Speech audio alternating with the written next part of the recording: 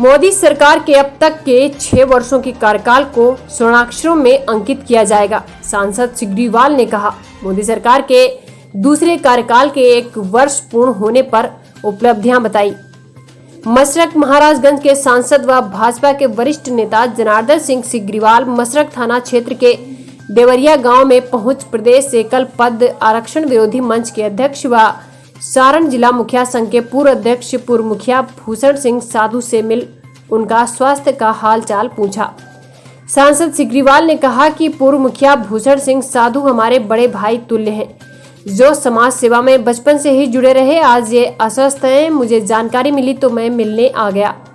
प्रदेश जदयू सलाहकार समिति के सदस्य कामेश्वर सिंह ने मसरक गोपालवाड़ी गांव स्थित आवास पर पत्रकार वार्ता में चर्चा करते हुए कहा, मोदी सरकार के अब तक के 6 वर्षों के कार्यकाल को स्वर्णाक्षरों में अंकित किया जाएगा।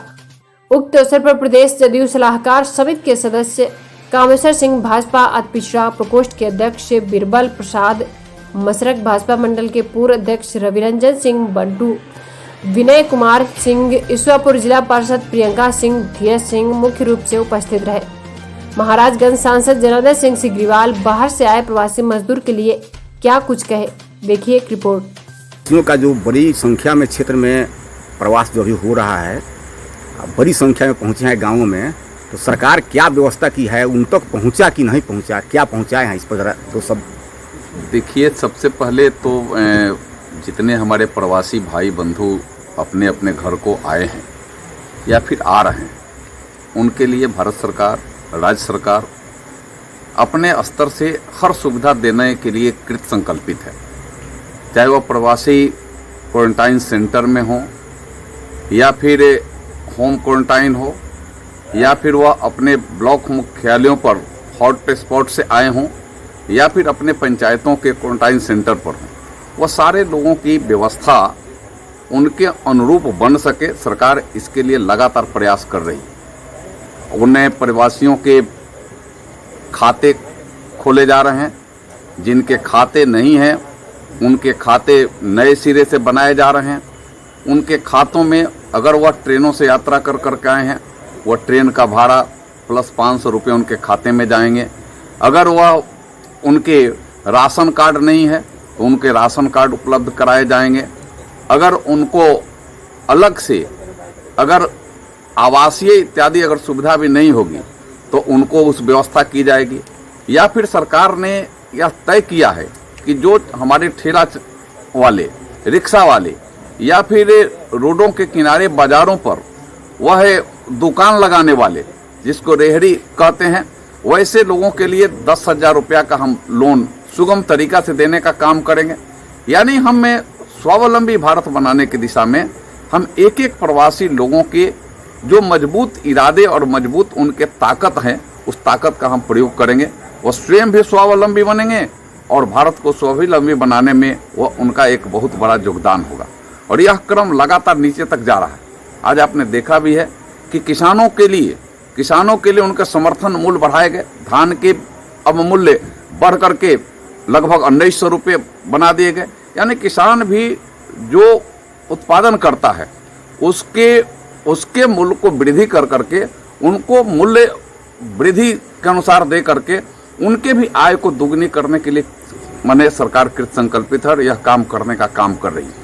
हम ऐसे प्रवासी मजदूर जो स्किल्ड हैं, उनका स्किल्ड मैप में रख करके और उनके अनुसार जब काम चाहे प्रखंडों में होगा, जिले में होगा, राज्य में होगा, तो उनको भी उससे अनुसार उनको काम देने का काम करें।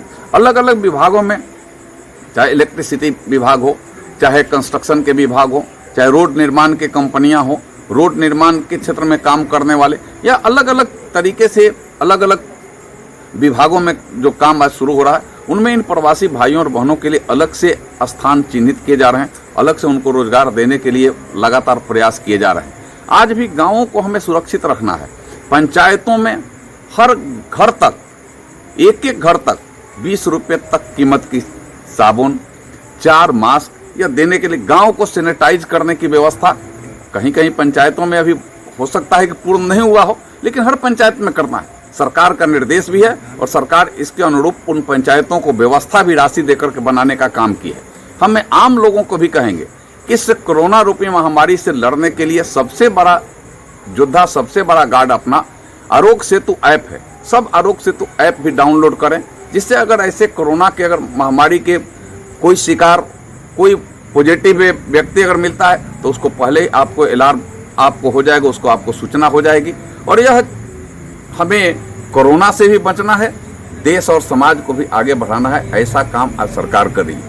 और आज इसी क्रम में मैं जब मशरक में यहाँ अपने भाई कामेश्वर सिंह जी के दरवाजे पर था तो हमारे पार्टी के नेता भाई मंटू जी, भाई बिरबल जी और अन्य हमारे मित्रों ने बताया कि आज भी कुछ ऐसे हमारे पेंशनधारी हैं जिसमें हमारे दिव्यांग भाई हैं, हमारे विधवा माताएं हैं, चाहे वह अन्य पेंशन, वृद्ध पेंशन माने लाभार्थी हैं, उनके खाते में पैसे इसलिए नहीं जा रहे हैं कि पूर्व के कोई मैनेजर था, उनका खाता क्लोज कर दिया। तो मैंने आज अभी प्रखंड विकास पदाधिकारी से और अन्य अधिकारियों को मैंने कहा है, इसको सुनिश्चित करिए कि जिनके खाते में आज पैसे नहीं जा रहे हैं, जिन पेंशनधारियों को, उनके खाते में पैसे जाए।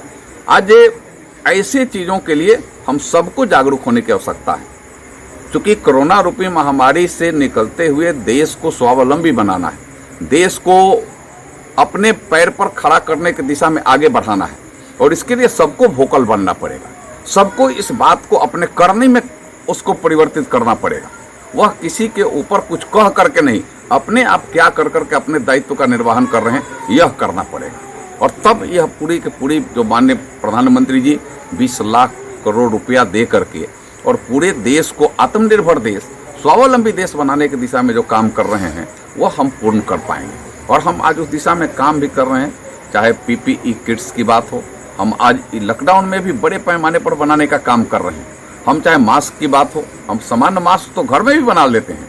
अब आरोग्य सेतु ऐप जो डाउन करेगा उसमें मास्क बनाने के तरीके भी आ जाएंगे। लेकिन N95 मास्क जो आज अपने यहाँ नगर में था, उसकी उपलब्धता कम थी, आज लाखों के तादाद में प्रतिदिन बन रहा है।